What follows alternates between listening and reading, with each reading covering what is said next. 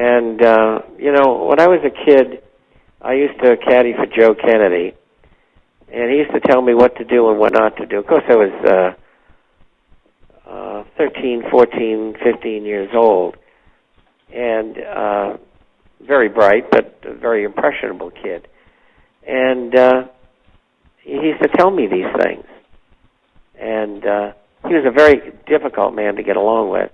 To show you how difficult he was, I was caddying on the 8th hole at Oyster Harbor's Country Club, and they had a caddy camp there. They don't have one anymore. There's only one left in the country. And so I was caddying for Joe. I was a special caddy. And he was playing with Walter Hall, who was the pro at Hyannisport. And Kennedy hit a line drive right at me. Well, I get behind the bag, and the ball hit the bag and went in the trap.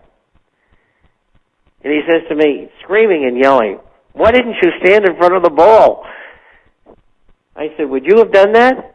And he said, "No." He said, "But you get paid for that." I said, "The hell I do." Not enough. And then Walter Hall came over, and he said to him, "Leave this little Irish kid alone, or you'll have to deal with me."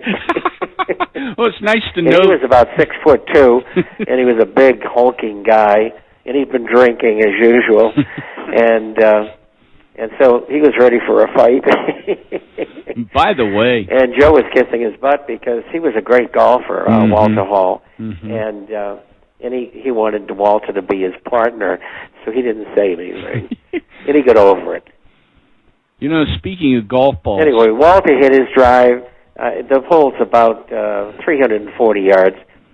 He was about 20 yards in front of the green and got a birdie, so it was of no consequence.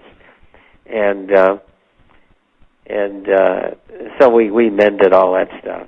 But anyway, I've had a very interesting life.